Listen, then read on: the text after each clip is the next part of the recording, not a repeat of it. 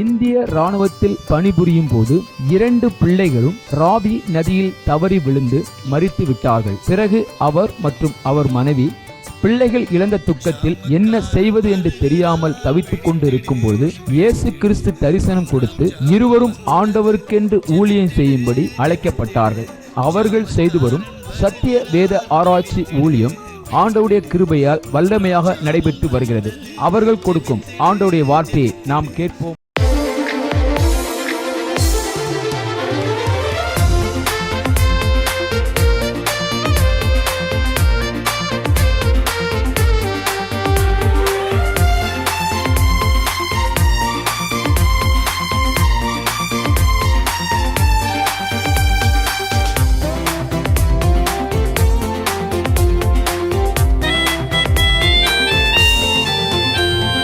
நன்றி நன்றி நன்றி இயேசு நன்மைகள் செய்தார். நன்றி நன்றி நன்றி நன்றி இயேசு நன்மைகள் செய்தார். நன்றி ஆபத்திலும் விபத்திலும் நித்தம் காத்தாரே. நன்றி ஆபத்திலும் விபத்திலும் நித்தம் காத்தாரே. நன்றி அழைத்தவர் உண்மையுள்ளவர், தேவன் அன்பாய் இருக்கிறார். அழைத்தவர் உண்மையுள்ளவர், தேவன் அன்பாய் இருக்கிறார். நன்றி நன்றி நன்றி இயேசு நன்மைகள் செய்தார். நன்றி நன்றி நன்றி நன்றி இயேசு நன்மைகள் செய்தார். நன்றி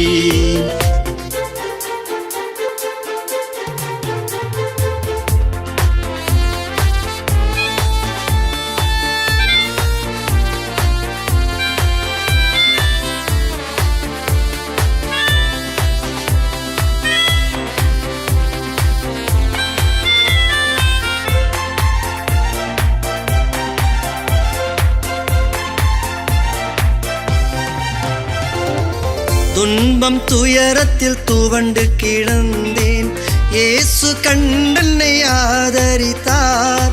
துன்பம் துயரத்தில் துவண்டு கிடந்தேன், இயேசு கண்டென்னை ஆதரித்தார். ஆலயத்தில் நான் ஆனந்த சத்தத்தோடு தூய ஆவியில் நிரம்பிடுவேன். ஆலயத்தில் நான் ஆனந்த சத்தத்தோடு தூய ஆவியில் நிரம்பிடுவேன். அழைத்தவர் உண்மை உள்ளவர், தேவன் அன்பாய் இருக்கிறார். அழைத்தவர் உண்மை உள்ளவர், தேவன் அன்பாய் இருக்கிறார். நன்றி நன்றி நன்றி இயேசு நன்மைகள் செய்தார். நன்றி நன்றி நன்றி நன்றி இயேசு நன்மைகள் செய்தார். நன்றி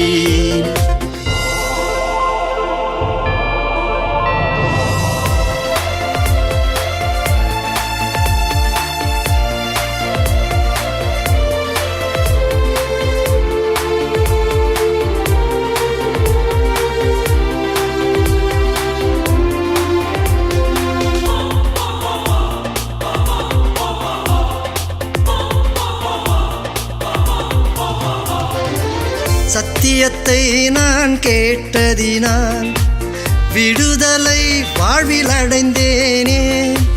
சத்தியத்தை நான் கேட்டதினால் விடுதலை வாழ்வில் அடைந்தேனே. சாத்தானை கர்த்தர் மிதித்ததினாலே சங்கடம் இனி இல்லை, துதித்திடுவேன்.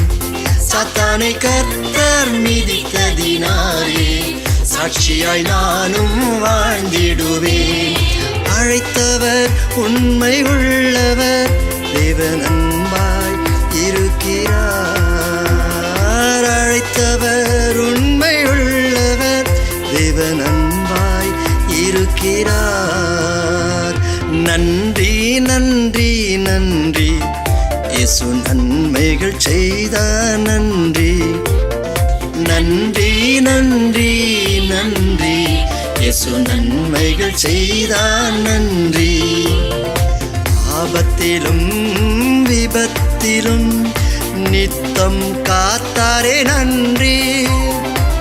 ஆபத்திலும் விபத்திலும் நித்தம் காத்தாரே நன்றி. அழைத்தவர் உண்மை உள்ளவர், தேவன் அன்பாய் இருக்கிறார். அழைத்தவர் உண்மை உள்ளவர், தேவன் அன்பாய் இருக்கிறார். நன்றி நன்றி நன்றி இயேசு நன்மைகள் செய்தார் நன்றி. நன்றி நன்றி நன்றி இயேசு நன்மைகள் செய்தார் நன்றி.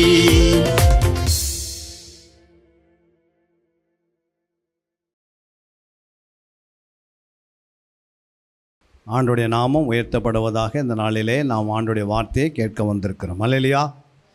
இவ்வளோ நாட்களாக நாம் அதிகார ஆராய்ச்சி எடுத்தோம். இன்னிலிருந்து நாம் வார்த்தையின் ஆராய்ச்சி எடுக்க போகிறோம். அதிகார ஆராய்ச்சியில் உங்களுக்கு சந்தேகம் இருக்குதா? அதிகாரம் இப்போ நீங்கள் எடுக்கிறது அதிகார ஆராய்ச்சி 110 எடுத்து பாருங்கள். சங்கீதம் 110 அதிகாரத்தில் 7 வசனம் இருக்குது. அதில் 110 சங்கீதத்தில் 7 வசனம் இருக்குது. கர்த்தர் என் ஆண்டவரை நோக்கி, நான் உம்முடைய சத்துருக்களை உமக்கு பாதப்படியாக்கி போடும் வரைக்கும் நீர் என்னுடைய வலது பாரசத்தில் உட்காரம் என்றார். 2ஆம் வசனம் வாசிங்க. கர்த்தர் சீயோனிலிருந்து உமது வல்லமையின் செங்கோலை அனுப்புவார், நீர் உம்முடைய சத்துருக்களின் நடுவே ஆளுகை செய்யும். 3ஆம் வசனம். உமது பராக்கிரமத்தின் நாளிலே உம்முடைய ஜனங்களின் மனப்பூர்வமும் பரிசுத்த அலங்காரமாக உள்ளவர்களாயிருப்பார்கள். விடிற்காலத்து கர்ப்பத்தில் பிறக்கும் பனிக்கு சமானமாய் உம்முடைய லவீன ஜனம் உமக்கு பிறக்கும். அல்லேலூயா. 4வது, நீர் மெல்கிசேதேக்கின் முறைமையின்படி என்றென்றைக்கும் ஆசாரியருக்கிறீர் என்று கர்த்தர் ஆணையிட்டார், மனம் மாறாமல் இருப்பார். 5ஆம் வசனம். உம்முடைய வலது பாரசத்தில் இருக்கிற ஆண்டவர் உமது கோபத்தின் நாளிலே ராஜாக்களை வெட்டுவார். 6ஆம் வசனம். அவர் ஜாதிகளுக்குள் நியாயத்திருப்பார், எல்லா இடங்களிலும் நிரப்புவார். விஸ்தாரமான தேசத்தின் மேல் தலைவராக இருக்கிறவர்களை நொறுக்கி போடுவார். வடியிலே அவர் நதியில் குடிப்பார், ஆகையால் அவர் தமது தலையை எடுப்பார். அல்லேலூயா. இந்த வசனங்களில் இதில் மைய வார்த்தை கிடைக்கலிங்களா உங்களுக்கு? இப்போ மைய வார்த்தை கிடைக்கல. பாருங்கள், இதில் என்னென்ன இருக்கிறது? சங்கீதம் 110:1 வலது பாரசத்தில் உட்காரும் என்றார். வலது பாரசு. 2ஆம் வசனத்தில் வல்லமையின் செங்கோல். 2ஆம் வசனத்திலே ஆளுகை செய்யும். தேவனுடைய வலது பாரசில் ஒரு வல்லமை இருக்கிறது. அதுக்கு பிறகு ஆண்டவர் என்ன பண்ணுறாரு? 2ஆம் வசனத்தில் வல்லமை என்ன சொல்கிறாரு? செங்கோல். அது ஒரு அதிகாரத்தை குறிக்கிறது. பிதாவின் வலது பக்கத்தில் ஒரு அதிகாரம் இருக்கிறது, வலது பக்கத்தில் ஒரு வல்லமை இருக்கிறது, அதாவது வல்லமையின் செங்கோல் இருக்கிறது, அவருடைய ஆளுகையும் இருக்கிறது. அதிலே ஆளுகை என்பது ஒரு அதிகாரம்தான். 3மே ஒரு அதிகாரத்தின் வார்த்தைகள். நம்ம 2 இருந்தாலும் நம்ம 1 எடுத்துக்கிறோம்ல, அதில் 1 எடுத்துக்கின்னு ஒரு செங்கோல் எடுக்கிறோம், ஒரு ஆளுகை எடுக்கிறோம். பிதாவினுடைய வலது பக்கத்திலேயே நோக்கி பாருங்கன்னு ஆண்டு சொல்லியிருக்கிறாரு. வலது பக்கத்தில் இருக்கிறதே தேடுங்கன்றாரு. அப்போ அவருடைய வலது பக்கத்தில் என்ன இருக்குது? நான் போய் பிதாவின் வலது பக்கத்தில் உட்கார்ந்த பிறகு வானம் பூமி எல்லாம் அவருடைய அதிகாரத்துக்கு கீழ்ப்படுகிறது. அப்போ அவருடைய வலது பிரதேசத்தில் அதிகாரம் இருக்கிறது. 1. 2வது செங்கோல் எதை குறிக்கிறது? ஆளுகை. புரியுங்களா? அதிகாரம். 3வது ஆளுகை. ஆளுகை என்பது என்ன குறிக்கிறது? எதை குறிக்கிறது? அதுவும் ஒரு ராஜரிகத்தை குறிக்கிறது, அதிகாரத்தை குறிக்கிறது. அப்போ 3மே நம்ம எடுக்கலாம். அந்த வசனத்தில் ஆண்டவர் சொல்கிறாரு, அந்த பராக்கிரமம் எடுத்து தான் வலது பரிசில் விடணும். அதாவது வல்லமையின் செங்கோல். வல்லமையின் செங்கோல், இரண்டாவது ஒன்று வல்லமையின் செங்கோல், ரெண்டாவது ஆளுகை, மூன்றாவது பராக்கிரம். அப்படி எடுத்துக்கலாம். இல்லை வலது பரிசில் எடுத்துக்கிட்டு நீங்கள் அப்படி எடுக்கலாம். மூணுமே தனி வேடாக தான் இருக்குது. அதனால் என்னென்னா மூன்றுமே அதுக்கு ஒத்து வரும், நான்குமே ஒத்து வரும். நம்ம எடுக்க வேண்டியது மூன்று எடுத்துக்கலாம். ஒன்று பராக்கிரமத்தை எடுங்க, வல்லமையின் செங்கோல் எடுங்க, ப்ளஸ் ஆளுகை எடுங்க. இப்படி அந்த அதிகாரத்தில் எழுதுனாங்கன்னா உங்களுக்கு அதில் எல்லாமே 25 மார்க் உங்களுக்கு அதில் இருக்குது. ஒரு அதிகார ஆராய்ச்சியில் மைய வார்த்தை கரெக்டாக இருந்தால் தான் அந்த அதிகாரத்துக்கு 25 மார்க் வரும்.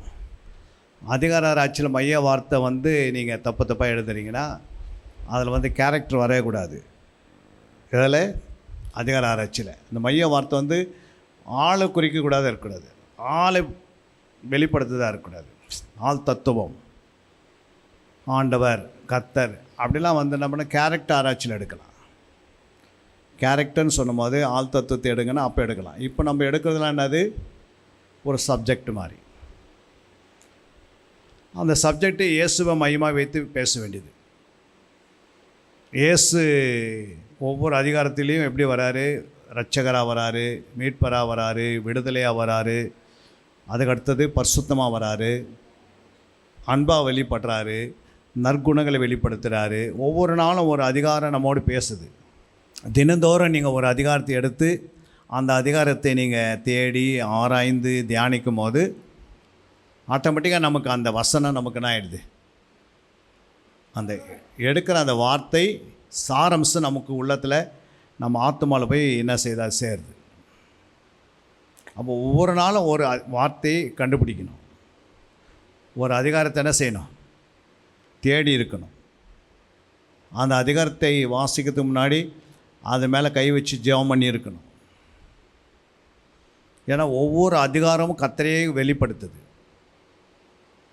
வேதத்தில் ஒவ்வொரு வார்த்தையும் கர்த்தரை தான் வெளிப்படுத்துது. தேவனுடைய வார்த்தை தான் என்ன பண்ணுது, முழு வேதமாக இருக்கிறதெல்லாம் ஆண்டவரை தான் வெளிப்படுத்துது. அப்போ ஆண்டவர் எதெல்லாம் எழுதி வச்சாரோ அதெல்லாம் நமக்கு என்ன உண்டாகுது, விடுதலை தருகுது, நம்மை பாதுகாக்கிறது, நம்மை அது விடுதலை ஆக்கிறது மட்டும் இல்லை, கனி கொடுக்க வைக்கிறது, பரிசுத்தமாக ஜீவிக்க வைக்கிறது. அப்போ வேதத்தை நம்ம ஏதோ ஒரு புத்தகமாக படிக்கக்கூடாது. அது வேத புத்தகன்றது தியானத்தின் புத்தகம். இயேசு சொன்னார், வேத வாக்கியங்களை ஆராய்ந்து. அப்போ அவர் ஒரு கட்டளை இடுறாரு. சபைக்கு என்ன பண்ணுறாரு, கட்டளை கொடுக்குறாரு, வேத வாக்கியங்களை ஆராய்ந்து பாருங்கள், அப்போது உங்களுக்கு நித்திய ஜீவன் உண்டு என்று. அப்போ இயேசு என்ன சொன்னார், வேத வாக்கியங்களை ஆராய்ந்து பாரு, என்னை குறித்து அது அந்த வேதத்தில் யாரை பற்றி எழுதியிருக்குது, என்னை பற்றி எழுதியிருக்கிறது அப்படின்றாரு. அப்போது அவரை பற்றி என்ன எழுதியிருக்கிறது, முழு வேதத்தில் இயேசு பற்றி என்ன இருக்குது, அதை தான் நம்ம அதிகார ஆராய்ச்சியில் போய் பார்க்குறோம். என்ன அதிகாரம், ஒவ்வொரு அதிகாரத்தில் போய் அதிகார ஆராய்ச்சி எதுக்கு எடுக்கிறோம், கிறிஸ்துவை அறிவதற்கு. இப்போ கிறிஸ்துவனுடைய குணங்களை நம்ம என்ன செய்கிறோம், கிறிஸ்துவுடைய குணங்கள் எதை குறிக்கிறது அப்படின்னா அன்பு, புரியுங்களா, நீடி, பொறுமை, தயவு, இச்சை அடக்கம், சமாதானம், சந்தோஷம், இதெல்லாம் இயேசு கிறிஸ்துனுடைய குணங்களை குறிக்கிறது. அதே இயேசு கிறிஸ்துனுடைய பார்த்தீங்கன்னா ஞானம், அறிவு, புத்தி, விவேகம், நிதானம், இதெல்லாம் எதை குறிக்குது, ஞானம் அறிவெல்லாம் எதை குறிக்கிறது, நாலேஜை குறிக்கிறது.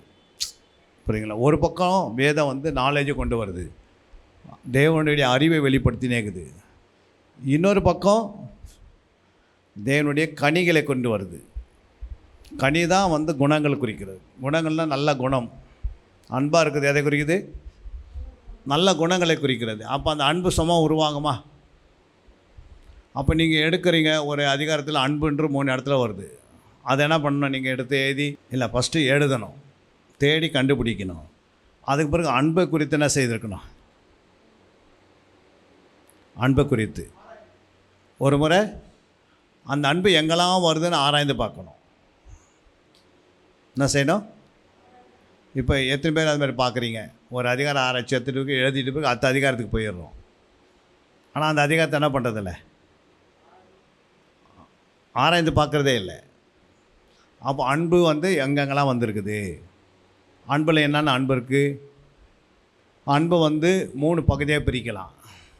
ஒன்று தேவனுடைய அன்பு, அதுக்கடுத்தது பிசாசின் அன்பு, அதுக்கடுத்தது மனுஷனுடைய அன்பு. அதே அன்பை 7 கூட பிரிக்கலாம். 7 பகுதியாக, 7 வரிசையாக பிரிக்கலாம். எப்படி பிரிக்க முடியும்? தேவன் அன்பு ஒரு அன்பு, அது பரலோகம் சம்மந்தப்பட்டது. 2வது பிசாசு இருக்கிறான், வானசேனை, பிசாசு அன்புக்கு வரான் இல்லை. 3வது பூமியில் மனுஷனுடைய அன்பு. மேலே பரலோகத்தில் தேவனுடைய அன்பு, வானத்தில் நடுவானத்தில் பிசாசின் அன்பு. பிசாசு தன் மாயமல்லான அன்புக்கு வர்றான். 3வது என்ன அன்பு? மனுஷனுடைய அன்பு. அது பிறகு என்ன இருக்குது? மிருகத்தினுடைய அன்பு. மிருகம், இப்போ மிருகம் வந்து ஒரு மிருகம் சிங்கம் தன் குட்டியை நேசிக்குது, ஆனால் வேறு எந்த குட்டியும் என்ன பண்ண முடியல, அப்போ மிருகத்துக்கும் ஒரு அன்பு இருக்குது. அப்புறம் நாட்டு மிருகங்களுக்கு ஒரு அன்பு இருக்குது. அப்புறம் காட்டு மிருகங்களுக்கு என்ன இருக்குது? காட்டு மிருகம், நாட்டு மிருகம் 2 இருக்குதா இல்லையா? எந்த தோட்டத்தில் 2 மிருகம் இருந்தது. ஒன்று காட்டு மிருகம் இருந்தது, ஒன்று நாட்டு மிருகம் இருந்தது. அப்போ காட்டு மிருகத்துக்குள்ளே என்ன இருக்குது? அதுங்களுக்கு அன்பு இருந்தது. நாட்டு மிருகத்துக்குள்ளே என்ன இருக்குது?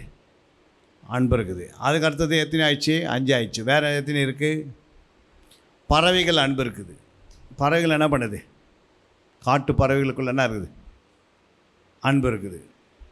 அது தன்னுடைய குட்டிகள் என்ன பண்ணுது? நேசிக்குது, குஞ்சுகளை நேசிக்குது.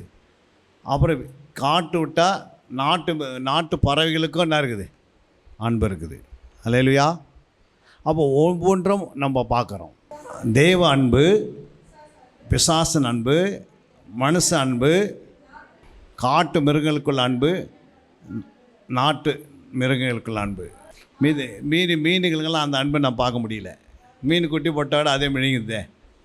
அப்போது அன்பு வந்து இப்படி தான் என்ன பண்ண, நீங்கள் வேதத்தில் போய் ஆராய்ந்து பார்க்கணும். என்ன செய்யணும்? அதாவது அதுவும் வந்து நேசிக்குதில்ல, அது குட்டிகளை நேசிக்குதா இல்லையா? சிங்கம் தன் குட்டிகளை நேசிக்குது, ஆனால் மானு போய் நேசிக்குதா? மற்ற மிருகம் என்ன பண்ணுறதில்ல, ஒரு மிருகம் இன்னொரு மிருகம் சாப்பிடுது, ஆனால் அது குட்டிகளை அது நேசிக்குது. புரியுங்களா? அப்போ அதுங்களுக்கும் ஒரு அன்பு வச்சிருக்கிறார் ஆண்டவர். புரியுங்களா? மற்ற சிங்கம் வந்து மற்ற மிருகங்களை பார்த்த உடனே என்ன பண்ணுது?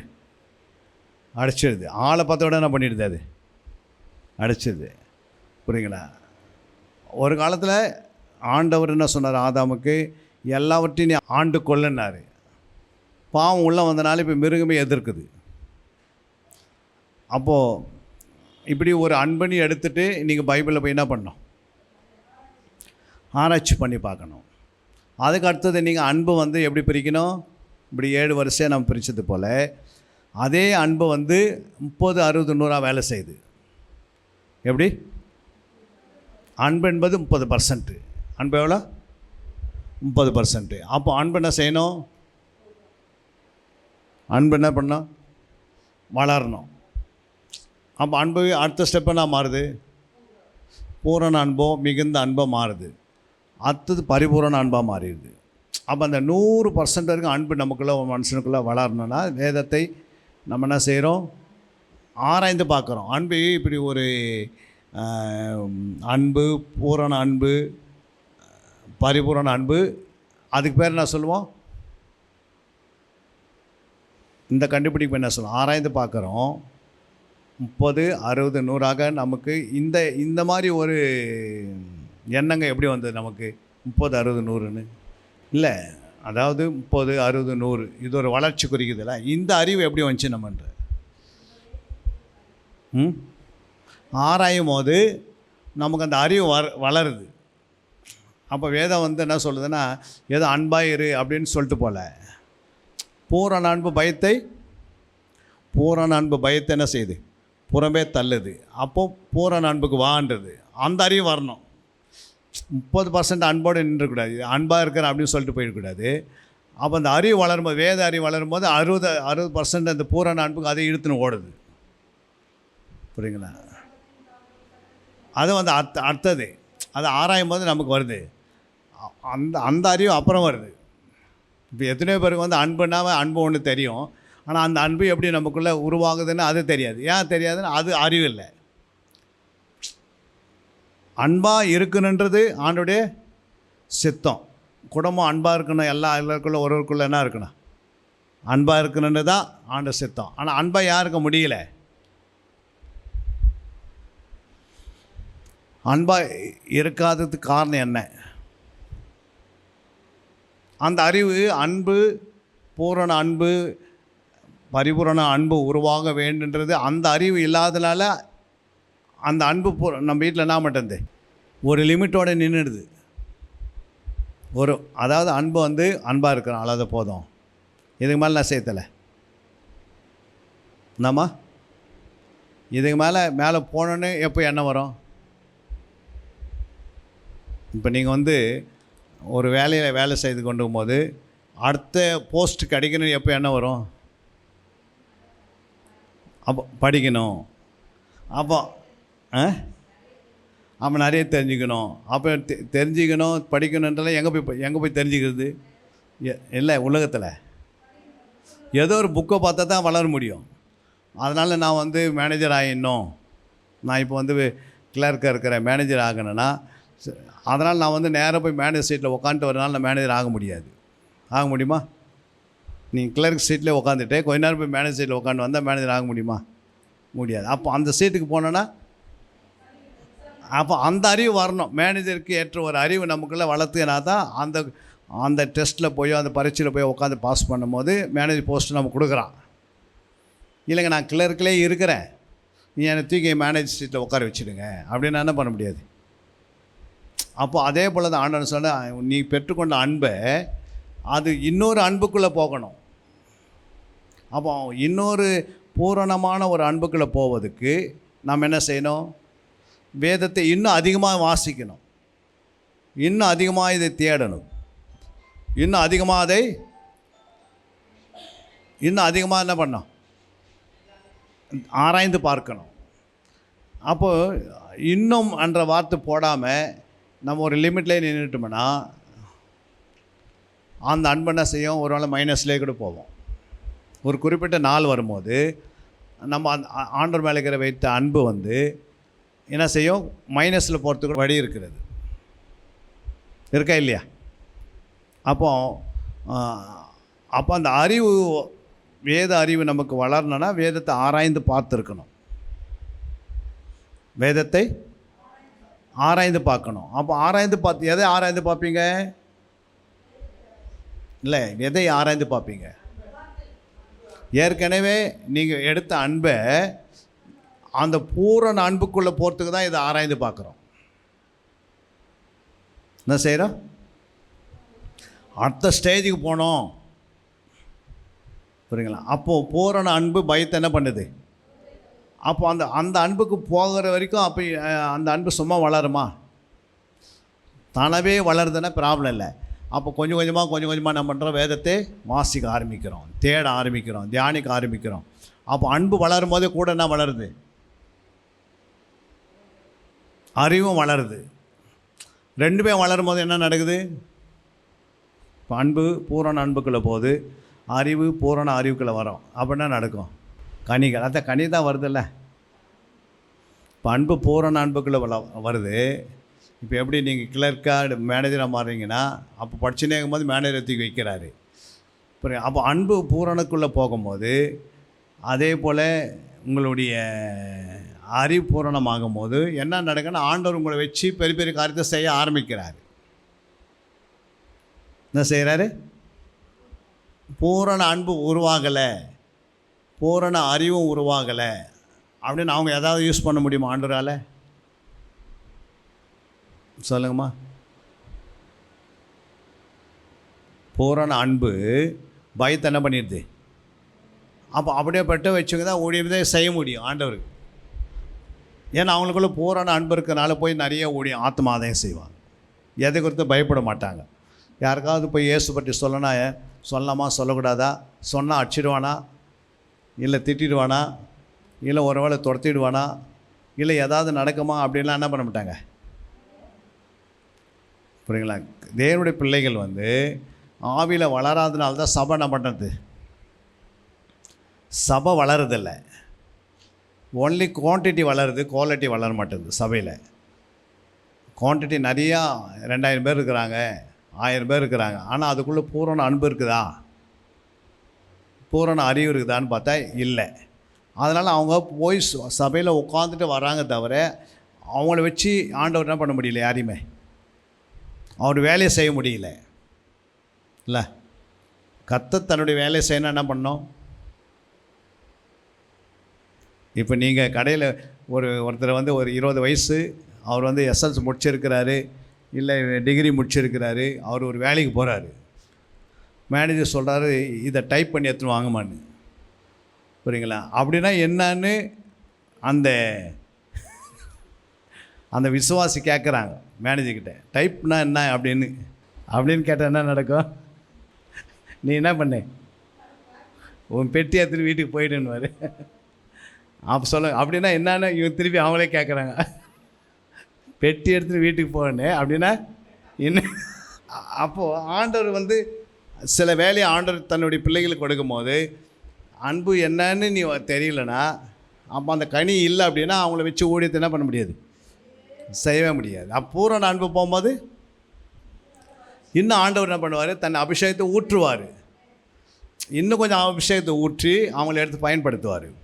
புரியுதுங்களா? இன்னும் அவங்களுக்குள்ளே பெருக பெருக பெருக பரிபூரண அன்பு வரும்போது அவங்ககிட்ட ஆண்டவர் என்ன பண்ண மாட்டார், எல்லாத்தையும் கொடுத்துட்டு நீயே செய்யின்றவார். நான் என்ன பண்ண மாட்டேன், நீ எல்லாத்தையும் பார்த்துக்க மகனே அப்படின்றவார்.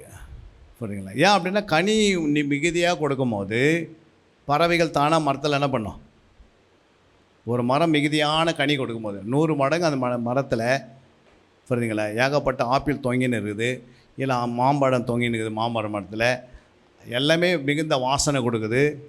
இப்போ அந்த மரத்துக்கு வந்து பறவைகளை வாவான்னு கூப்பிடுவாங்களே, அந்த மரம் கூப்பிடுமா, என்ன செய்யும்? ஏன் வருது? வாசனை. எங்கே இருந்தாலும் அதுக்கு என்ன பண்ண, அந்த வாசனையை அது மோப்பம் பிடிச்சி அந்த மரத்துக்கிட்ட வந்து அது திருப்தியாக சாப்பிட்டு பலன் அடைந்து என்ன பண்ண, பறந்து போகுது. அதே தான் ஆண்டவர் செய்கிறாரு. உனக்குள்ளே அன்பு பூரணமாகும் போது உன்னை தேடி கர்த்தர் தானேவே அனுப்பி வைப்பார். கனியை வந்து தானேவே இழுத்துக்கும் மக்களை. அதாவது இயேசுக்கிட்ட 100 மடங்கு அன்பு இருந்ததுனால தானேவே மக்கள் என்ன பண்ணார், தானாகவே மக்களை தானாக வந்து இயேசுக்கிட்ட சேர்ந்தாங்க. அதை பார்த்த ஆசாரிகளோ அங்கே இருக்கிற பரிசேயர்களோ சதிசேயர்களோ சொன்னாங்க, இவர் உலகமே இவர் பின்னாடி போயிட்டுக்குதான்றாங்க. என்னது? அப்போ உலகமே பின்னாடி போகிறதுக்கு ஒரு பணம் பெட்டியெல்லாம் தூக்கின்னு வந்து இறங்கினார். எல்லோரும் கொடுத்தா பணம் கொடுக்கல, பொருள் கொடுக்கல, ஆனால் அன்பை மட்டும் காட்டினார். அந்த அன்பினால் சபையை சம்பாரிச்சார். அப்போ அன்பு தான் என்ன பண்ணுது, சிலுவை வரைக்கும் கொண்டு போச்சு. அந்த சங்கீதம் 110 கடைசி வசனம் சொல்லுது, வழியிலே அவர் நதியில் குடிப்பார். பாருங்கள், வழியிலே அவர் என்ன செய்வாரா, நதி எப்படி குடிக்க முடியும்? நீங்கள் யோசித்து பாருங்கள். வழியிலே தண்ணி குடிப்பார்னு சொன்ன பரவாயில்ல, வழியில் நதியில் குடிப்பார், ஆகையால் அவர் தமது தனியை எடுப்பார். அப்போ இது வந்து எதை குறித்து எழுதுகிறார்? சிலுவை குறித்து எழுதுகிறார். இது எதை குறித்து எழுதுகிறாரு? சிலுவை குறித்து எழுதுகிறார். நதியில் குடிப்பார், சிலுவையில் அவர் அறையப்படுவார். அல்லேலூயா. சிலுவை சம்மந்தப்பட்ட காரியத்தை அவர் பேசுகிறார். புரியுங்களா? அப்போ ஆண்டவர் என்ன செய்கிறாரு, அந்த சிலுவைக்கு உள்ளே போவதுக்கு எல்லாத்தையும் என்ன பண்ணுறாரு, இந்த வசனத்தை எழுதுகிறாரு. ஆனால் இந்த வசனம் புரிஞ்சு கொள்ளணும் எவ்வளோ கஷ்டம். இதுக்கு ஏற்ற ஒரு அறிவு இருந்தால் தான் நமக்கு என்ன பண்ணோம், புரிந்து கொள்ள முடியும். அப்போ அறிவு எப்படி வருது? வேதத்தை ஆராயும் போது அறிவு வருது. வெளிப்பாடு எப்படி வருது? வெளிப்பாடு எப்படின்னா தேடி ஆராய்ந்து தியானிக்கும் போது தான் வெளிப்பாடு வரும். என்னது? தேடி.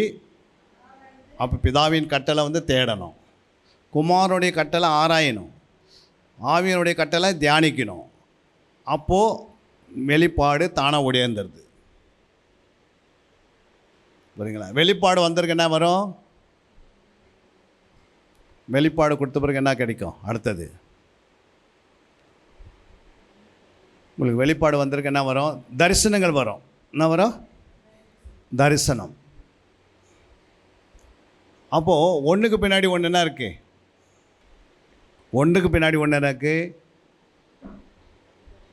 தேடாமல், வேதத்தை ஆராய்ந்து பார்க்காம, தியானிக்காமல் என்ன வராது? வெளிப்பாடெலாம் கிடைக்காது. வெளிப்பாடுனா என்ன? இப்போ இது பேசணும் பாருங்கள். இந்த வசனம் வந்து எதை குறிக்கிறது? சிலுவையில் சம்மந்தப்பட்ட காரியங்களை குறிக்கிறது. அல்லேலூயா. அப்போ இதுக்கு போய் என்ன பண்ணோம்? தேடி கண்டுபிடிக்கணும். பிதாவின் கட்டளை வந்து தேடுவது. பிதா என்ன சொல்கிற? தேடு. அப்போ பிதாவின் கட்டளை தேடு, தேடி வாசிக்கிறது, அது ஒன்று நாம் செய்யணும். பிதாவின் கட்டளையை தேடுவது. பிதாவின் கட்டளையை வந்து தேடி வாசி. குமாரனுடைய கட்டளை வந்து ஆராய்ந்து பாரு. யோவான் 5:39. மூன்றாவதாக ஆண்டவர் என்ன சொல்கிறாரு? அவைகளை நீங்கள் தியானம் பண்ணி பாரு. இது யாருடைய கட்டளை? ஆவியானவர். ஏன் இது கட்டளை இடுறாருன்னா, கட்டளைன்றது நம்ம போய் செய்யணும். தேடுனா தேடி பார்க்கணும். கட்டளை கொடுத்துட்டாங்க, நம்ம என்ன செய்யணும்?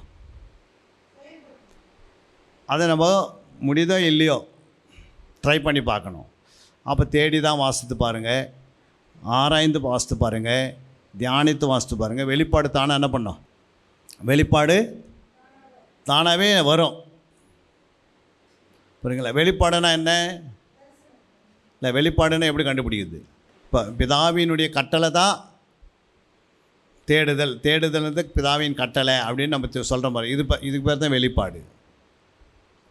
புரியுங்களா? இப்போ கர்த்தருடைய புஸ்தகத்தை தேடி வாசியுங்கள் அப்படின்னு சொல்லிட்டா நம்ம என்ன செய்வோம்? தேடி வாசிக்கிறோம். ஆனால் அது கட்டளைன்றது நமக்கு ஆண்டு சொல்லிட்டேன்னு நமக்கு அது அந்த அறிவு வரணும்.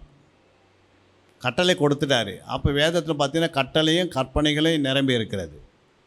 புரியுங்களா? கட்டளைலாம் பார்த்தீங்கன்னா கட்டளைலாம் கனியோடு இணையாது. என்னது?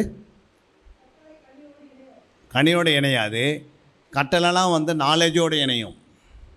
சொல்கிறத அப்படியே செய்ன்றார் ஆண்டவர். இதை செய் அதை செய்யணும், அதெல்லாம் கட்டளை.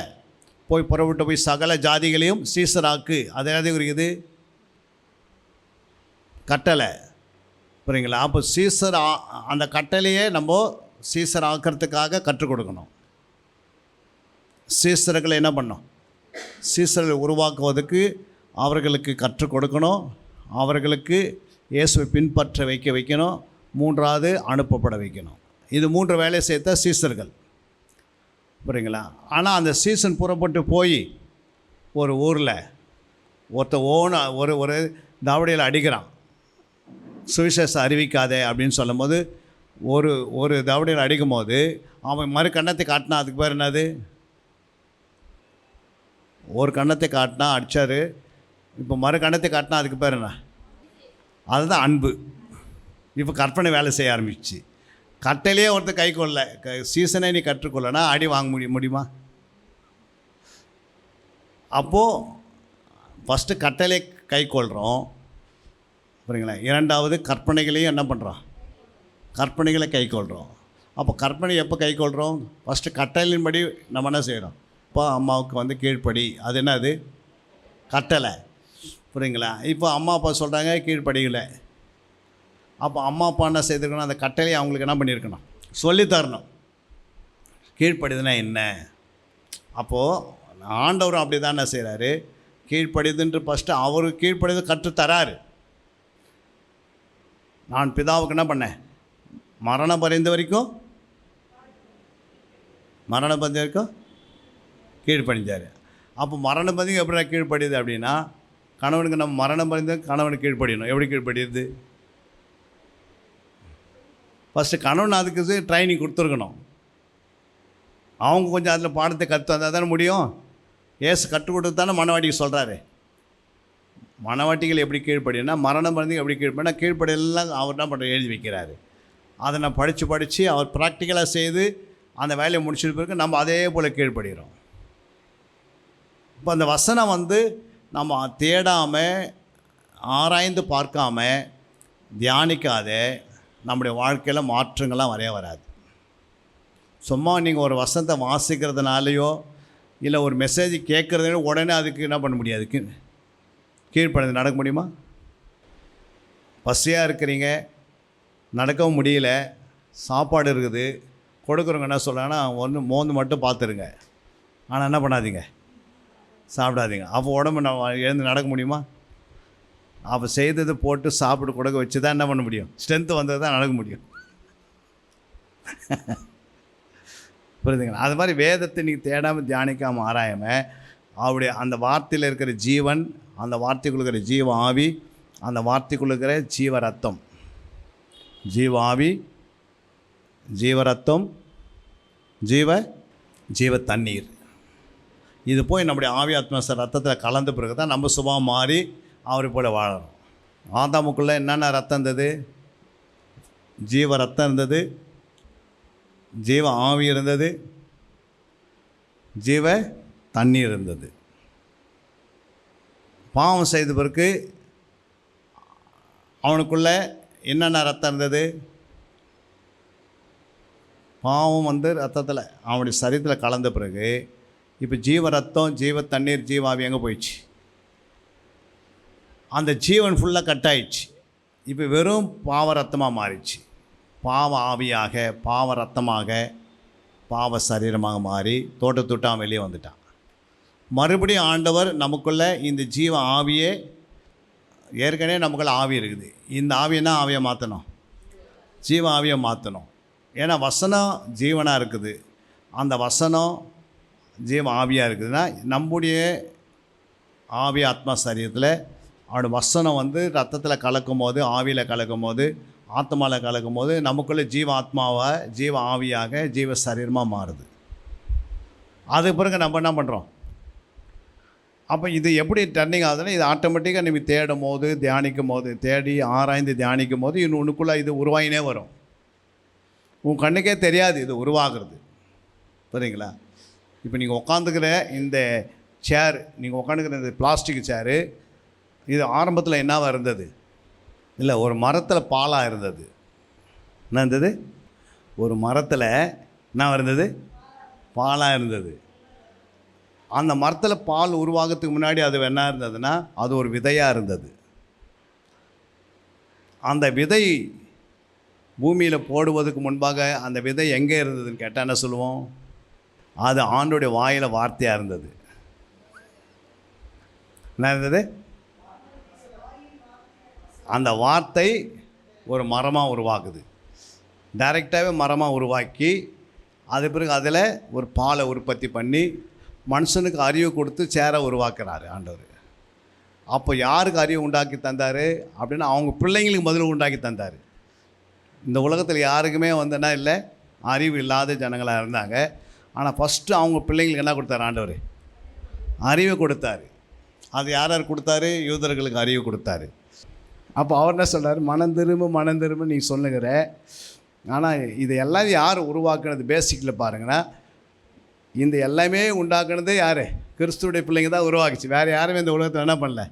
ராக்கெட்டை உருவாக்குனாங்களோ இல்லை சேட்டலைட்டை உருவாக்குனாங்களோ, எது உருவாக்கினாலும் அது கடவுள் கொடுத்த அறிவினால் தான் உருவாகுது. அப்போ கிரிக்கெட்டுறது கடவுள் தான் படைச்சது. ஒரு மனுஷனுக்குள்ளே ஞானத்தை கொடுத்தாரு. அவங்க என்ன பண்ணிட்டாங்க? இதை நம்ம இந்தியாவில் கில்லி தாண்டுன்னு சொல்லுவோம், அதை ஆடி நிற்பாங்க. ஆனால் அங்கே கிரிக்கெட்டை ஆரம்பிச்சிட்டான். அப்போ அவங்க அறிவை கொடுத்துட்றாரு.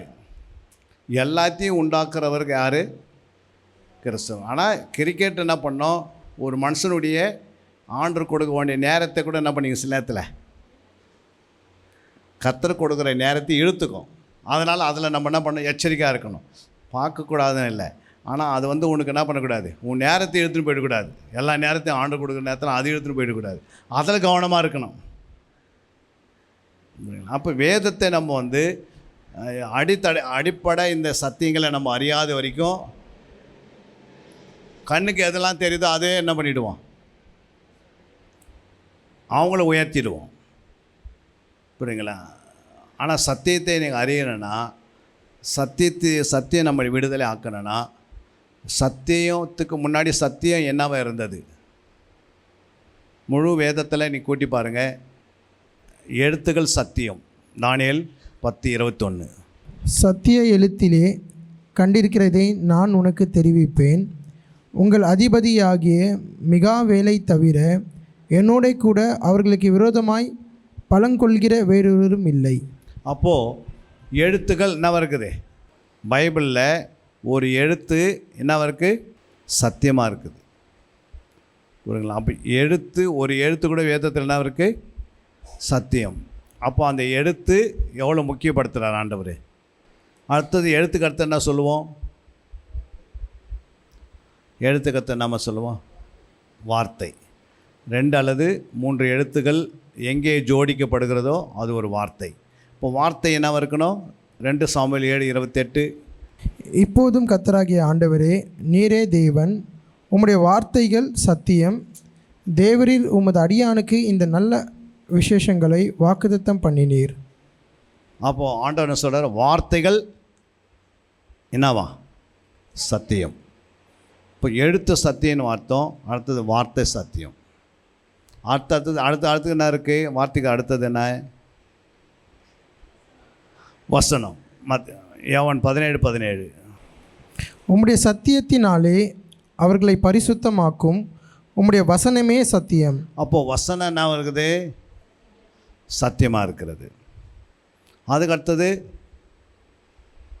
என்ன சத்தியம்? வேதம் சத்தியம். சங்கீதம் 119, 142. உம்முடைய நீதி நித்திய நீதி, உம்முடைய வேதம் சத்தியம். அப்போ வேதம் என்ன இருக்குது? சத்தியமாக இருக்கிறது இல்லை? வேதம் சத்தியம். அதுக்கு அடுத்தது எழுத்துக்கள் சத்தியம், வார்த்தைகள் சத்தியம், வசனம் சத்தியம், வேதம் சத்தியம். அதுக்கு அடுத்தது ஏசாயா 65:16. அதனாலே பூமியிலே தன்னை ஆசீர்வதிக்கிறவன் சத்திய தேவனுக்குள் தன்னை ஆசீர்வதிப்பான். பூமியிலே ஆணையிடுகிறவன் சத்திய தேவன் பேரில் ஆணையிடுவான். அப்போது ஆண்டவர் என்ன சொல்கிறாரு? அதனாலே பூமியிலே தன்னை ஆசீர்வதிக்கிறவன் சத்திய தேவனுக்குள் தன்னை ஆசீர்வதிப்பான். பூமியிலே ஆணையிடுகிறவன் சத்திய தேவன் பேரில் ஆணையிடுவான். அப்போது சத்திய தேவனுக்குள், சத்திய தேவன் பேரில். அப்போது அடுத்த என்ன சொன்னார் ஆண்டவர்? சத்திய தேவன். அதுக்கு அடுத்தது யார்? யோவான் 14:6. அதற்கு இயேசு, நானே வழியும் சத்தியமும் ஜீவனுமாய் இருக்கிறேன். அப்போது ஆண்டவர் என்ன சொல்கிறாரு? பிதா தேவன் சத்தியமாக இருக்கிறாரு. அதுக்கு அடுத்தது இயேசு சத்தியமாக இருக்கிறாரு.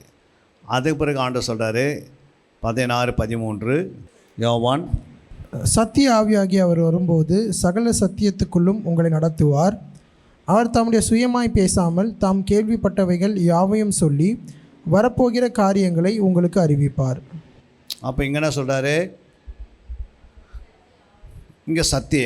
அப்போ எழுத்துக்கள் சத்தியம், வார்த்தைகள் சத்தியம், வசனம் சத்தியம், வேதம் சத்தியம், தேவன் சத்தியம், பிதா குமாரன் சத்தியம், ஆவியானவர் சத்தியம். அல்லேலூயா. வேறு என்ன சொல்லலாம்? 3 யோவான் 1:4.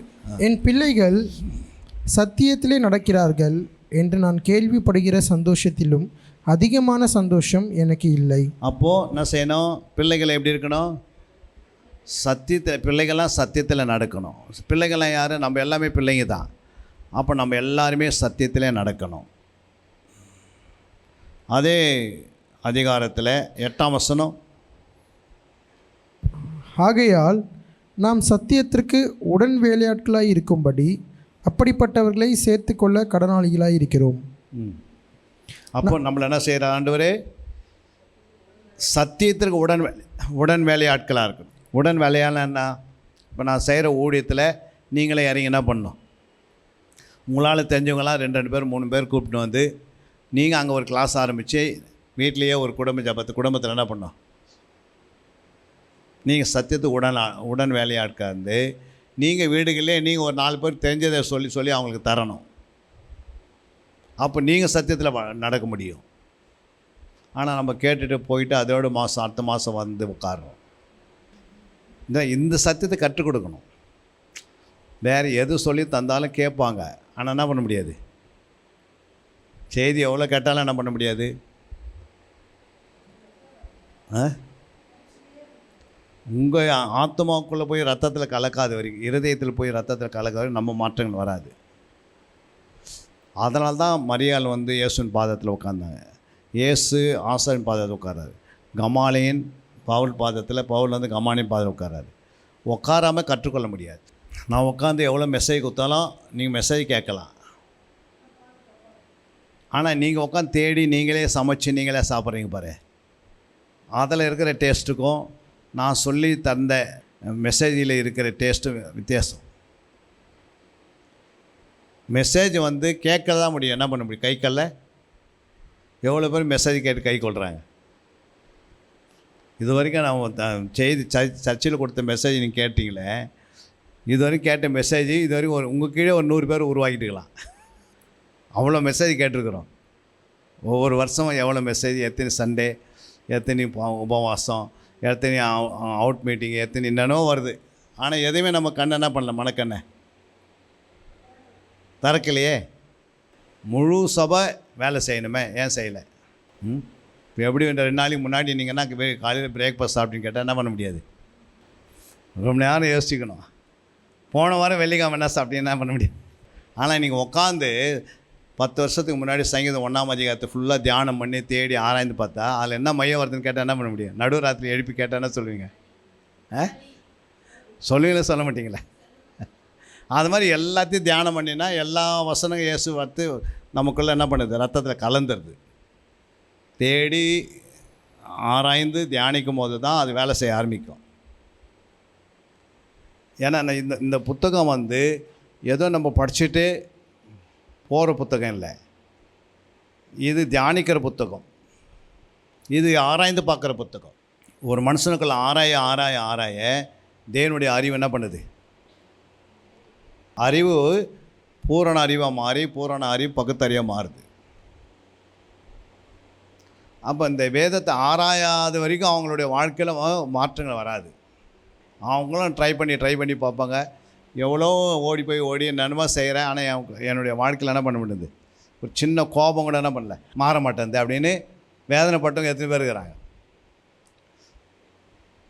சில நேரத்தில் எரிச்சல் அடைஞ்சிருது, சில நேரத்தில் பிள்ளைங்க மேலே கோவப்பட்டுறது, சில நேரத்தில் யார் அதாவது நான் எதிர்பார்க்காது பேசுறது, புரிந்து கொள்ளாது பேசுறது.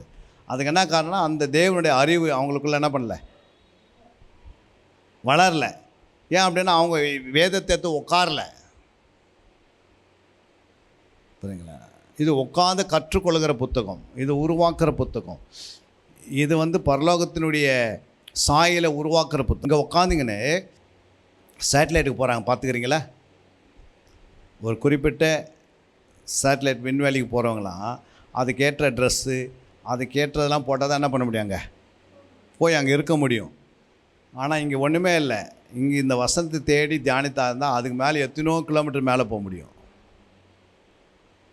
முடியாதா? ஏனோ எலியா எடுத்துக்கொள்ளப்பட்டார். எப்படி போனார்? விண்வெளி மட்டும் போனாரா? விண்வெளிக்கு மேலே போயிருப்பாரா? 3ஆம் வானத்தை போய் டச் பண்ணுறாரு. சொல்கிறாரு, பரலோகத்தின் வழியாக என்ன பண்ணேன், பரலோகத்துக்கு போகிறதுக்கு ஒரு வழி இருக்குதான், வானங்கள் வழியாக பரலோகத்துக்குள்ள நுழைஞ்சன்னு வசனம் இருக்குது. போகும்போது எப்படி போனாரா? வானங்கள் வழியாக, வானங்களில் வழியாக போனாராம். அப்போ வானங்களுக்கும் என்ன இருக்குது, பன்மையின் பேர் இருக்குது. அப்போ முதல் வானம், 2ஆம் வானம், 3ஆம் வானம்லாம் கிராஸ் பண்ணி அப்புறம் பரலோகத்துக்குள்ள நுழைகிறார். அப்புறம் பரலோகங்களேன்றார். என்னது பரலோகங்களே அப்படின்னு சொன்னால் பன்மையில் பேசுகிறாரு. அப்போ இதெல்லாம் வந்து ஆண்டவர் அவர் எப்படி ரூட் போட்டால், இது வரைக்கும் யாரும் போகலையா அந்த ரூட்டில். இயேசு சொல்ல இது வரைக்கும் யாருமே பரலோகத்தில் போய் பார்க்கலை. இங்கே உட்காந்து தரிசனத்தை கண்டுன்னு சொல்லவங்க நிறைய பேர் இருப்பாங்க, புரியுங்களா? ஆனால் பரலோகத்துக்குள்ளே போனவர் இயேசு ஒருவரே. பேரடைஸ்னு ஒரு இடங்குது, அது இளைப்பாறுகிற இடம். அந்த இடத்துக்குள்ளே போனவங்க அவங்க போய் என்ன பண்ணுறாங்க, இப்போ இளைப்பாரி கொண்டிருக்கிறாங்க. ஆனால் அவங்க இளைப்பாறும் போது அவங்க எந்த ஒரு சத்தம் இல்லாத இளைப்பாறுவாங்க. இளைப்பாறுனா என்னது பேர், எந்த சத்தம்லாம் இட மாட்டாங்க. ஏன்னா அவங்களுடைய ஆவி தேவனத்தில் இருக்குது. அவங்களுடைய ஆத்மா அவங்கக்கிட்ட இருக்கிறதுனால அவங்க கண்ணை திறந்து பார்க்கலாம், வரவங்க போகிறவங்களாம் பார்க்கலாம். ஆனால் அவங்களோட என்ன பண்ண முடியாது? ஏன் பேச முடியாது? ஆவி தேவனத்தில் இருக்குது. ஆவி வந்து டச் பண்ணால் தான் என்ன பண்ண முடியும்? பேச முடியும். புரியுங்களா? நம்ம வீட்டில் யாராவது மறைச்சிட்டு போய் அங்கே இருக்கிறாங்க, இலைப்பாருக்கிறாங்க அப்படின்னா, புரியுங்களா, அவங்க பக்கத்தில் அவங்க குடும்பத்தில் ஒருத்தர் மறிக்கிறாங்கன்னா அவங்கள போய் தாயோ தகப்பனையும் பார்க்கணுன்னா, புரியுங்களா, இங்கேருந்து மேலே போகும்போது அவங்க தாய் பக்கத்துலேயே போய் பக்கத்தில் என்ன பண்ணுவாங்க? இலைப்பாருவாங்க. பேச முடியாது. நீங்கள் அவங்கள பார்க்க முடியும், அவங்கள பார்க்க முடியும். அவங்க மனசில் சிந்திக்க முடியும். சிந்திக்கிறது என்ன பண்ண முடியாது? சொல்ல முடியாதே. இப்போ மனசில் உங்கள் மனசில் என்ன சிந்திக்கிறீங்கன்னு டக்கு என்ன பண்ண முடியாது? வாயத்தாந்து பேச முடியுதா? சிந்தித்து பேச முடியும்னா நமக்கு ஆவி இப்போ இருக்கிறதுனால பேச முடியும். இருக்கா இல்லையா? அப்போ அவங்க இலைப்பாரி கொண்டிருப்பாங்க. நாம் கிறிஸ்துக்குள்ளே மறிக்கிறதுனால அந்த இடத்துக்கு போய் நம்ம ரீச் ஆகணும்னா நம்ம ஆவி தேவனத்துக்கு போகுது. ஆத்மா இலைப்பாரி கொண்டிருக்கிற இடத்துல போய் இலைப்பாரும். அப்போ அந்த இலைப்பாறுதலை நமக்கு என்ன உண்டு? அமைதி உண்டு. சாந்தமாக இலைப்பாருவாங்க, சிந்திப்பாங்க, நினைப்பாங்க. அவனை என்ன பண்ண முடியாது? அவங்களோட பேச முடியாது. அதனால தான் ஐஸ்வர்யனுக்குள்ளே வந்து அவன் ஏன் பேசினான் அப்படின்னா, லாசர் ஏன் பேசினாங்க? ஆபிரகாமும் பேசினாங்க. லாசரும் கீழே வந்து ஐஸ்வர்யம் பேசினான், ஐயோ வேதனைப்படுகிறேன்னு. ஏன் அவர் பேசினார்? ஐஸ்வர்யம் ஏன் பேசினார்? அவன் ஆத்மா கூட ஆவி கூடவே போச்சு. என்னது? ஆவி போனதுனால மிருகத்தினுடைய ஆவி பாதாளத்துக்கு போகும், பூமிக்கு போயிடும். தேவனுடைய ஆவி பரலோகத்துக்கு போகும். அப்படின்னா என்னன்னா, மிருகத்து போல் இங்கே கோவப்பட்டுக்கின்னு எரிச்சல் அடைஞ்சிக்கின்னு வாழ்ந்தால் அந்த ஆவி எங்கே போவாது? நீ ஞானஸ்தானம் எடுத்துகிட்டு கோவப்பட்டுக்கின்னு எரிச்சல் அடைஞ்சிக்கின்னு சண்டை போட்டுக்கின்னு நல்லா இருந்தால் கூட போவாது. ஏன்னா அந்த ஆவி கெட்டுப்போன ஆவி அங்கே போவாது. அந்த ஆவியில் சாந்தம் இருக்கணும், அமைதி இருக்கணும், இலைப்பாரில் இருக்கணும், பேச்சில் பொய் இருக்கக்கூடாது, பித்தலாட்டம் இருக்கக்கூடாது, பேசுகிற வார்த்தைகளை எப்படி இருக்கணும்? உண்மையாக இருக்கணும், நேர்மையாக இருக்கணும். இப்படி நம்ம ஆவியில் பேச்சு கரெக்டாக ஒழுங்காக வந்துச்சுனாவே ஆட்டோமேட்டிக்காக நம்ம ஆவியில் பரிசுத்தம் அடைஞ்சிருக்குன்னு அர்த்தம். ஆவி பரிசுத்தம் அடையலைன்னா பேச்சு எப்படி இருக்கா? நம்ம எப்படி பேசுகிறோமோ ஆவியில் பரிசுத்தம்னு கண்டுபிடிச்சிடலாம். ஒருத்தருடைய ஆவியில் பரிசுத்தமாக இருக்கு எப்படி கண்டுபிடிப்பீங்க? ஒருத்தருடைய ஆவியில் பரிசுத்தமாக இருக்கிறான் எப்படி கண்டுபிடிக்க முடியும்? இல்லை, அது ரைட்டு. பேச்சிலையோ சொல்லுலையோ வார்த்தையிலையோ வச்சு கண்டுபிடிச்சிடலாம். என்னது? இதில் 3 தான் வெளிப்படும் ஆவியில்: பேச்சு, சொல்லு, வார்த்தை. இந்த 3க்குள்ளே ஏதாவது ஒரு இடத்துல பேச்சில் சரியில்லை, வார்த்தையில் சரியில்லை, சொல்ல சரியில்லை, என்ன பண்ண முடியாது? ஆவி கெட்டு போய்க்கிறது. அப்போ கெட்டு போன ஆவி திடீர்னு மரணம் சந்திக்கும் போது எங்கே போவோம்? நம்ம பாதாளத்துக்கு போவோம். மிருகத்தின் ஆவி பாதாளத்துக்கு, பூமிக்கு போவோன்றாரு. அப்போ மிருகனா அது எதை குறிக்குதுன்னா, அவங்களுக்குள்ள 6 அறிவு இல்லை 5 அறிவு இருந்தது. பரிசுத்தவானுடைய ஆவி எங்கே போவோம்? தேவனிடத்துக்கு போகுது. ஏன் தேவனிடத்துக்கு போகுது? ஆண்டுடைய வருகை வரும்போது யாருடைய ஆவி பரிசுத்தமாக இருக்குது? இப்போ தேவசகாயம் போது 100 தேவசகாயம் இருப்பாங்க, இல்லை 10,000 தேவசகாயம் இருப்பாங்க. புரியுங்களா? அப்போ 10,000 பேருக்குள்ள ஆவி அடிப்பார். அப்போ என் ஆவி அங்கே ஆண்டுகிட்டு போனால் அவர் வரும்போது தன்னுடைய ஆவியை அனுப்பி நம்மளை உயிர்ப்பிக்கிறார். புரியுங்களா? அப்போ நம்ம ஆவியை பரிசுத்தமாக அங்கே போகலைன்னா என்ன பண்ணாது? நம்ம அவருடைய வரிகளை உயிர்த்தெல்லாம் போக முடியாது. கைவிடப்பட்டுன்னு அர்த்தம். என்னது? நம்ம கைவிடப்பட்டுட்டாச்சு, இனிமேல் நம்ம போக முடியாது. நமக்கே தெரியும். மரணம் நம்மளை சந்திக்கும் போது ஒருவேளை பாஸ்டரோ ஐயரோ வந்து நம்மளை அடக்கம் பண்ணாலும், அதுக்கு பிறகு நம்ம மேலே கை வச்சு ஜெபம் பண்ணாலோ, அதுக்கு பிறகு நம்ம மேலே வந்து அவங்க மாலை போட்டாலும் நம்ம பரிசுத்தமாக போகிறது கிடையாது. அல்லையா? அந்த ஜனங்க வந்து ஒருத்தருக்கு ஒருத்தர் அந்த பாடிக்கிட்ட வரும்போது அவங்க என்ன செய்யலாம்? சிலவங்க அவபக்தி ஆகிடுறது நிறைய பேர் இருக்கிறாங்க. ஏற்கனவே அவங்க பரிசுத்தமாக இருந்திருப்பாங்க, இப்போ அந்த பாடிக்கிட்ட வந்திருக்கு அவபக்தி ஆகிடுவாங்க. அதை போய் தொட்டு வணங்குவாங்க. என்னது, அந்த சரீரத்தை காலை தொட்டு வணங்கலாம் இருக்கிறாங்க. அவங்க ஆல்ரெடி என்ன ஆகிடுவாங்க, அவபக்தி ஆகிடுவாங்க. என்ன ஆகிடுவாங்க, என்ன பக்தி, அவபக்தி. அவபக்தி ஆகினா வரைக்கும் போக முடியாது. நீ அவங்களுக்கு முன்னாடி போய் கேண்டில் கொளுத்திட்டு அதை வணங்கிட்டுனா போக முடியாது.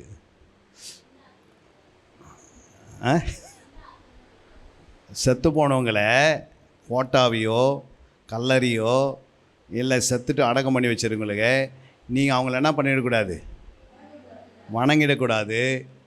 புரியுதுங்களா? எல்லாருக்கும் முன்னாடி அவங்களெலாம் காலில் விழுந்துடக்கூடாது. புரியுதுங்களா?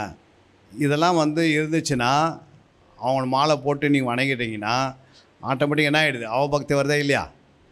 தெய்வ பக்தியிலேருந்து அவபக்திக்கு வந்துடுறோம். சிலவங்க பார்த்தோன்னா சுய பக்திகளோடு போயிடுறாங்க.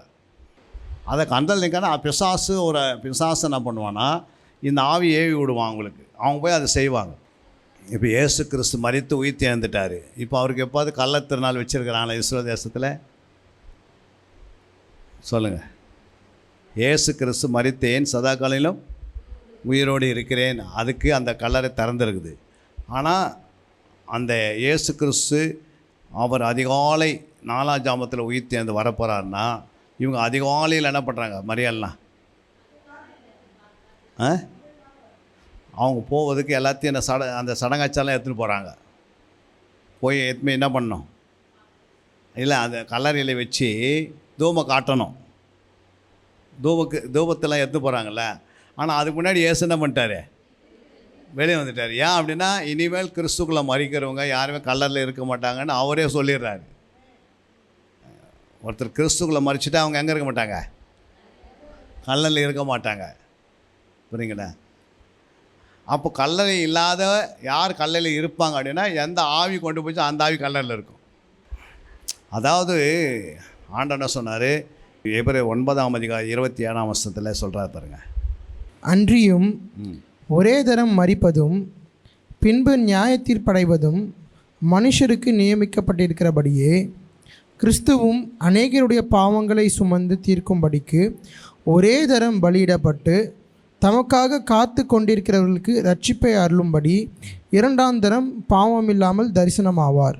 பாருங்க, ஆண்டவர் என்ன சொல்கிறாரு, மனுஷன் வாசிங்க, மரிப்பதும் அன்றியும் ஒரே தரம் மரிப்பதும் பின்பு நியாயத்தீர்ப்படைவதும், அதுக்கு பிறகு அவங்களுக்கு டைரெக்டாக நியாய தீர்ப்பு மனுஷருக்கு நியாயப்பட்டிருக்குது. அப்போ மரித்து கல்லல் என்ன பண்ண மாட்டாங்க, இறக்க மாட்டாங்க. அப்படி நீங்கள் போய் அதை வணங்குறீங்கன்னா அவபக்தி உருவாகுது. எல்கேஜி கூட இல்லை, அவபக்தியில் அது. அப்போ பிசாசு ஒரு ஸ்பிரிட்டு அவங்க மேலே, யார் மேலே ஒருத்தர் மேலே இறங்கி இருக்கும். அவங்க கல்லறை திருநாள் அப்படின்னு வச்சு என்ன பண்ணுவாங்கன்னா அந்த கல்லறை திருநாளில் ஜனங்களை கொண்டு போய் அவபக்தியில் விட்டுருவாங்க. அதை வணங்குறவங்களுக்கு அவபக்தி. அதனால தான் யூதா 1ஆம் அதிகாரத்தில் 14 ஆதாமுக்கு 7ஆம் தலைமுறையான ஏனோக்கும் இவர்களை குறித்து இதோ எல்லாருக்கும் நியாய தீர்ப்பு கொடுக்கிறதற்கும் அவர்களில் அவபக்தியுள்ளவர்கள் யாவரும் அவபக்தியாய் செய்து வந்த சகல அவபக்தியான கிரியைகள் நிமித்தமும் தமக்கு விரோதமாய் அவபக்தியுள்ள பாவிகள் பேசின கடின வார்த்தைகள் எல்லாவற்றின் நிமித்தமும் அவர்களை கண்டிக்கிறதற்கும் 1000 தமது பரிசுத்தவான்களுடைய கூட கர்த்தர் வருகிறார் என்று முன்னறிவித்தான். அப்படின்னா அர்த்தம் இது பாருங்க, அவபக்தியாய் செய்து வந்த சகல அவபக்தியான கிரியைகள் நிமித்தம். கிரியைனா நீங்கள் செய்கிறீங்க பாருங்கள், போயிட்டு அந்த கல்லறைக்கு முன்னாடி, புரியுங்களா?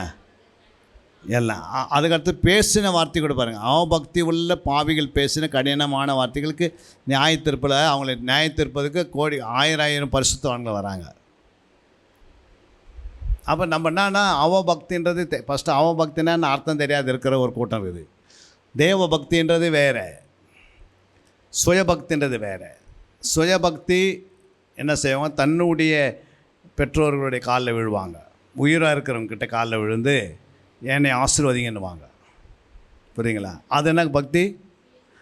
அதனால் ஊரில் போகிறவங்களாம் அவங்ககிட்ட காலில் விழுந்துருக்கிறாங்க. முக்கியமான அது சுயபக்தி. தன்னுடைய சுய அன்பினால் சுய இதெல்லாம் நேசிக்கிறாங்கல்ல, நான் சுயபக்தி வரலாம் போயிடுறாங்கல்ல. அப்போ சுயபக்தி உள்ளவர்கள் என்ன செய்வாங்க? இவங்களுக்கும் நரகத்துக்கு போகிறதுக்கு அடங்குது.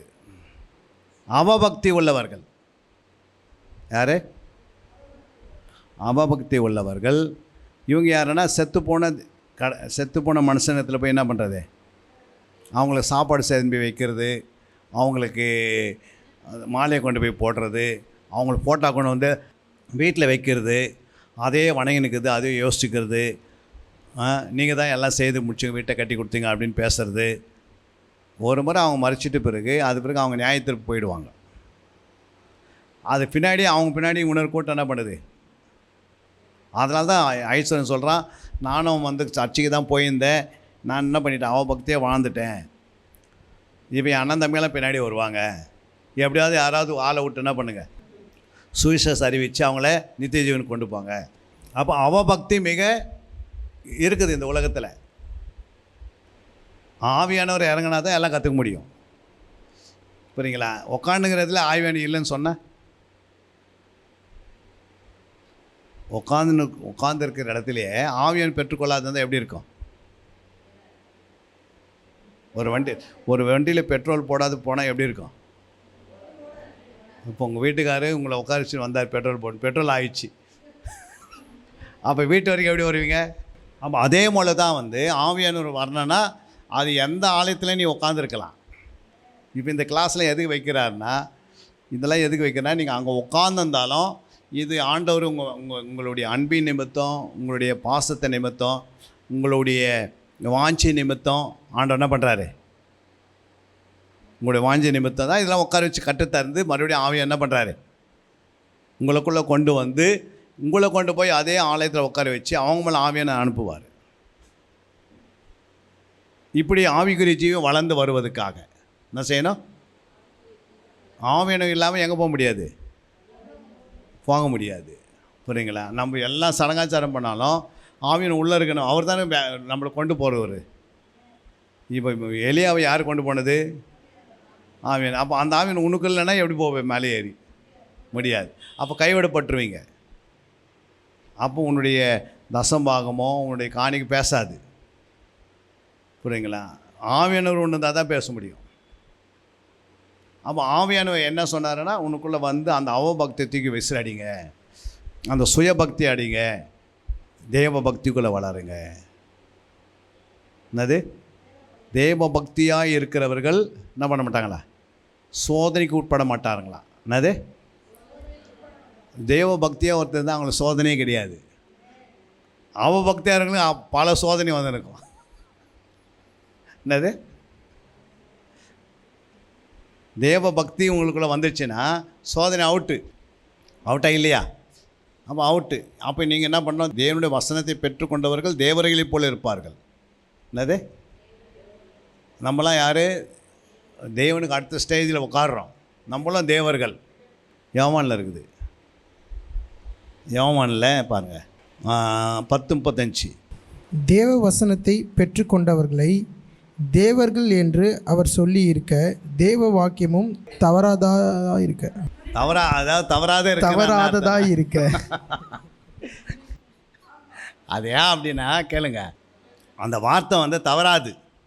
ஏன்னா அவங்க தேவர்களை போல மாற்றிச்சு. தேவனுடைய வசனத்தை நம்ம என்ன பண்ணுறோம்? தேவனுடைய வசனங்களை பெற்றுக்கொண்டிருக்கிறோம். புரியுங்களா? பெற்றுக்கொள்வது வேறு, கேட்கறது வேறு. நீ கேட்டுட்டு போகிறது வேறு, பெற்றுக்கொள்வது வேறு. பெற்றுக்கொள்ளணும் உங்களுக்குள்ளே இருக்கணும்.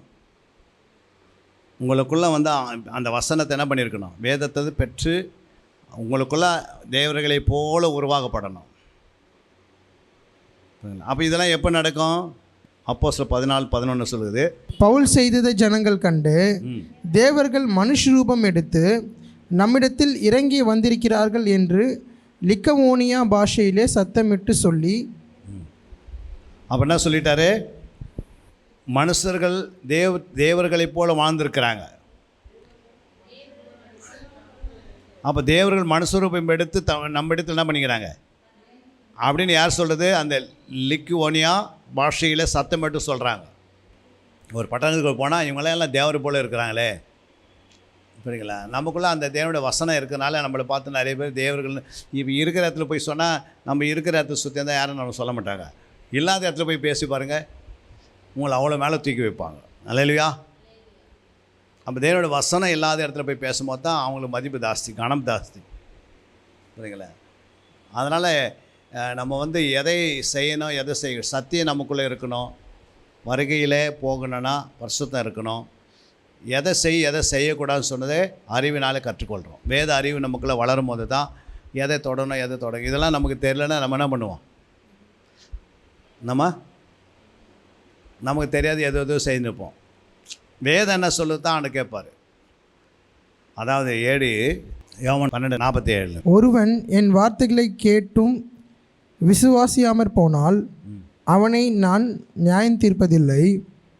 நான் உலகத்தை நியாயம் தீர்க்க வராமல் உலகத்தை ரட்சிக்க வந்தேன். என்னை தள்ளி என் வார்த்தைகளை ஏற்றுக்கொள்ளாதவனை நியாயம் தீர்க்கிறது ஒன்று இருக்கிறது. நான் சொன்ன வசனமே அவனை கடைசி நாளில் நியாயம் தீர்க்கும். அப்போ என்னை தள்ளி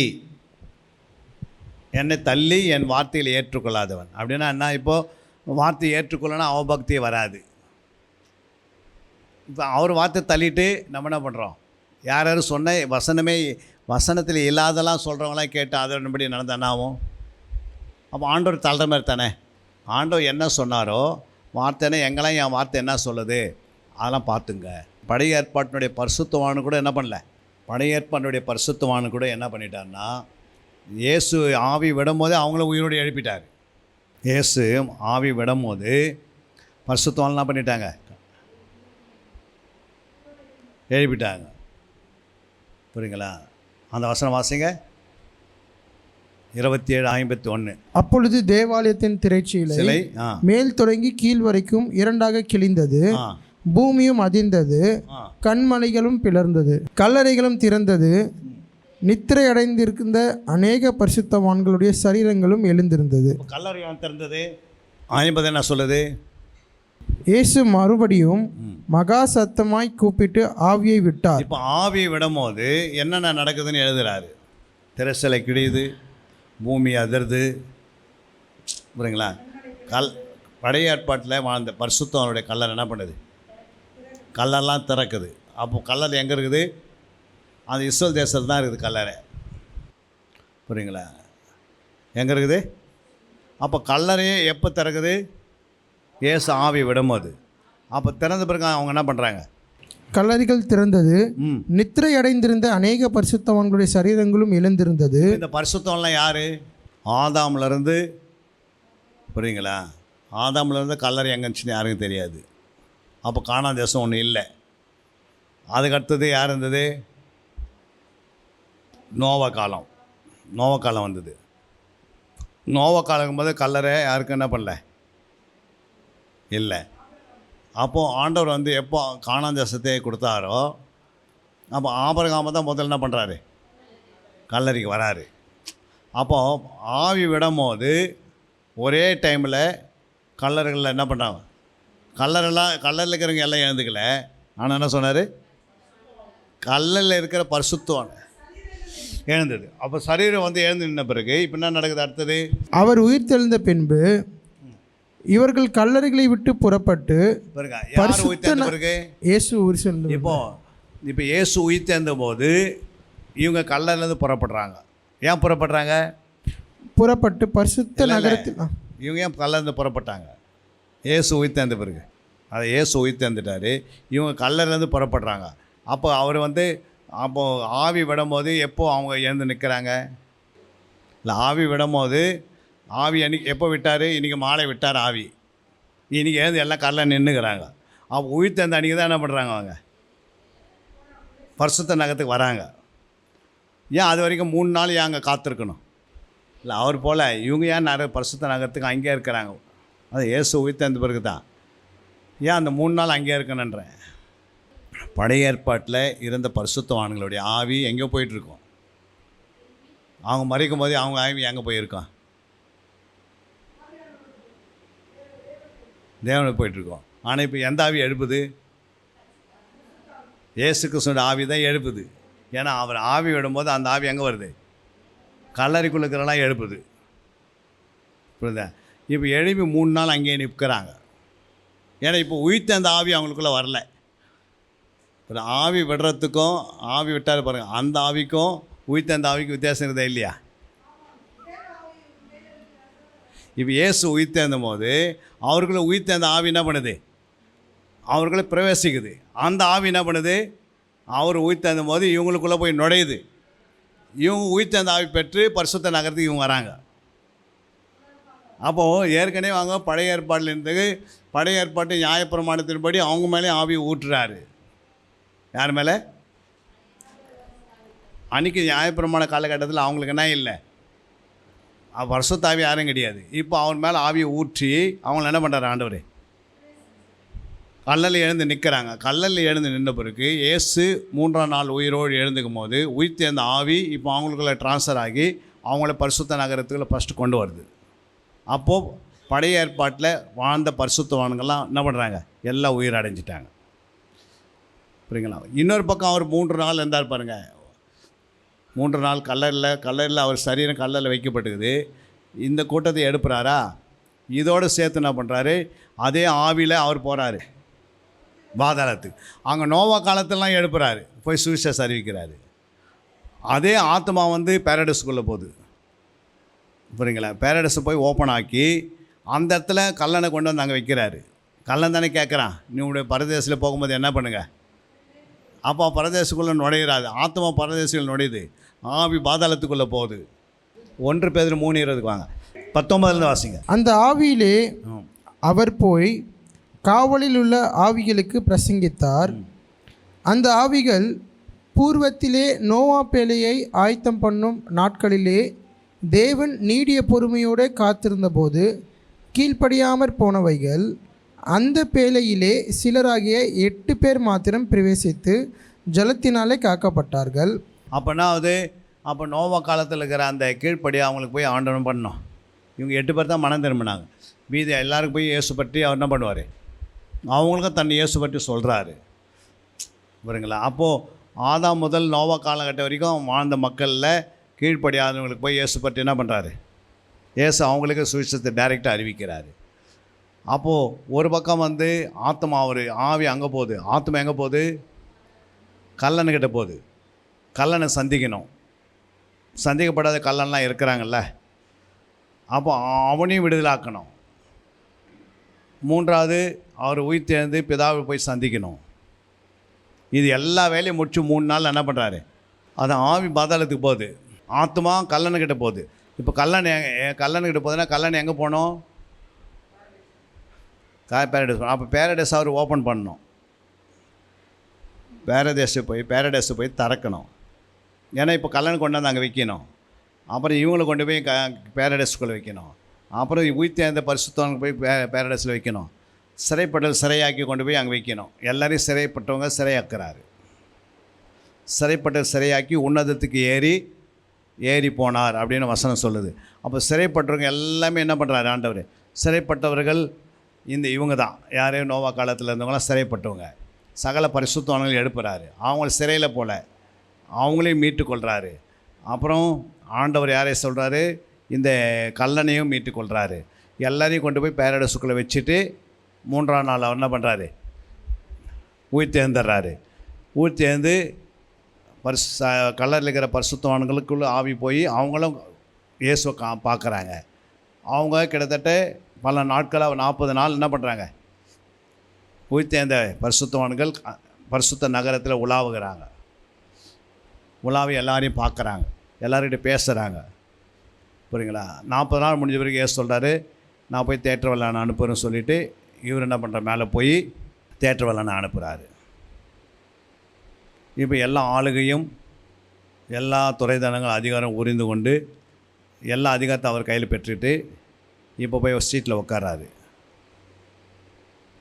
சீட்டில் உட்காராரா இல்லைங்களா?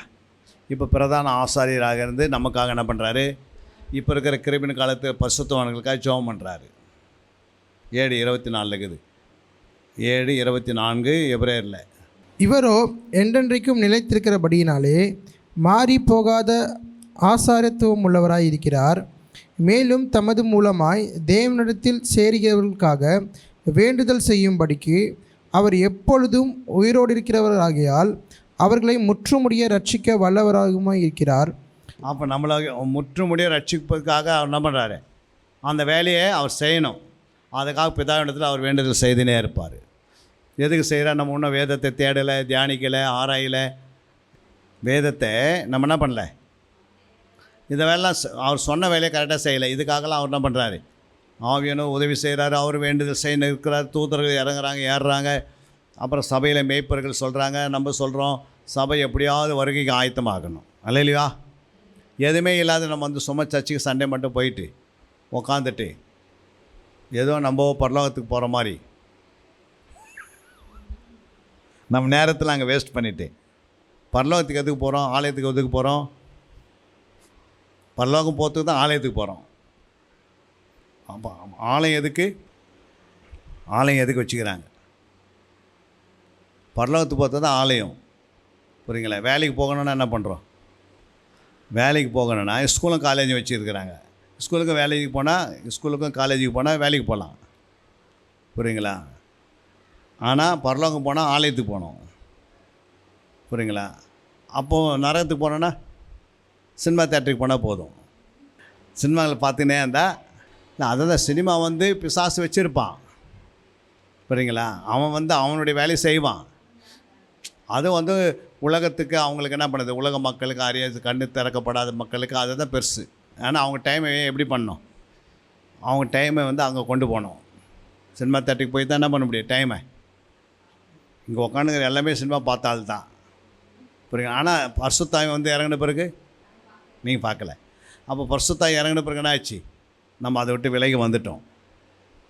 புரியுங்களா? ஏன் விலகி வந்துட்டோம்?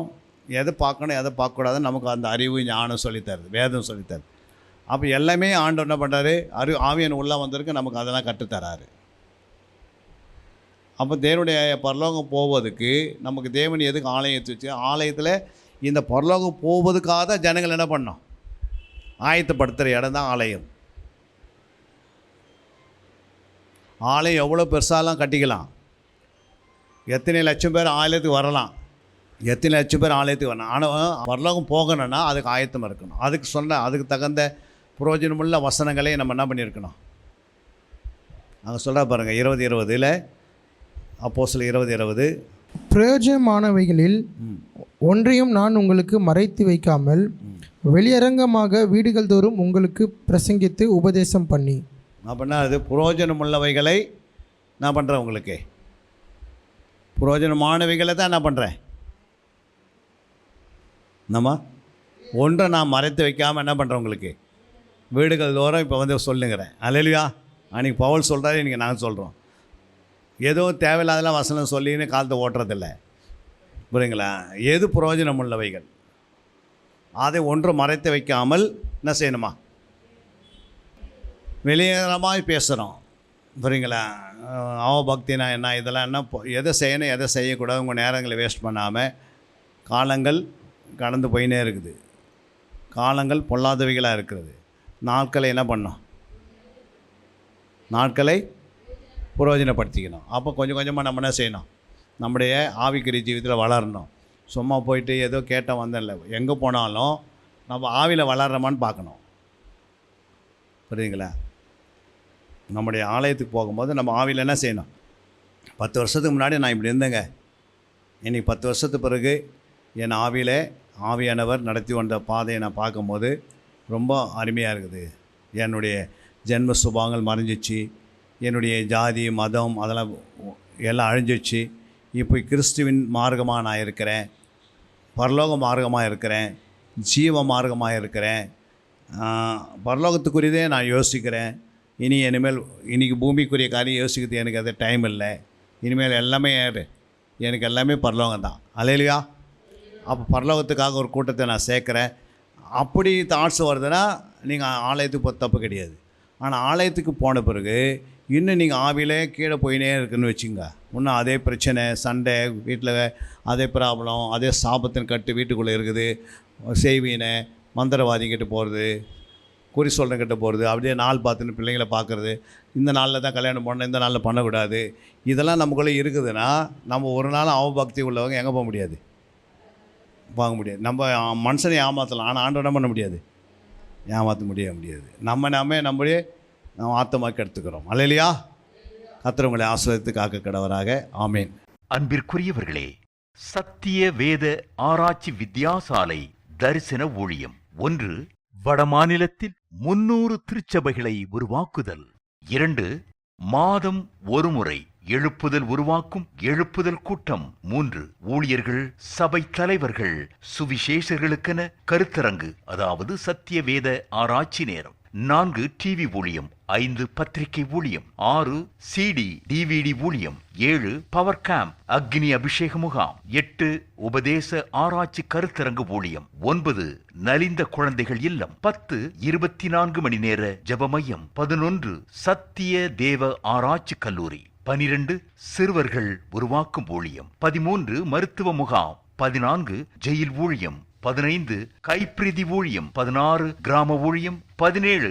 மிஷனரியை உருவாக்கும் ஊழியம். 18. நன்றி துதி ஆராதனை கூட்டங்கள். 19. சமூக நலப்பணிகள் ஊழியம். 20. இன்டர்நெட் மூலமாக ஆன்லைன் படிப்புகள். இது விரைவில் வரவிருக்கின்றது. 21. தேவனுடைய வருகைக்கு ஆயத்தப்படுத்துதல். இதனுடைய நோக்கங்கள்: 1 கோடி சீடர்கள் உருவாகுதல், 1 கோடி ஜாமக்காரர்கள் உருவாகுதல், 1 கோடி யுத்த வீரர்கள் உருவாகுதல், 1 கோடி ஊழியர்கள் உருவாகுதல். தரிசனத்தை அவன் கண்டபோது அவர்களுக்கு சுவிசேஷத்தை அறிவிக்கும்படி கர்த்தர் எங்களை அழைத்தார். புறப்பட்டு போக பிரயத்தனம் பண்ணி. அப்போஸ்தலர் நடபடிகள் 16:10.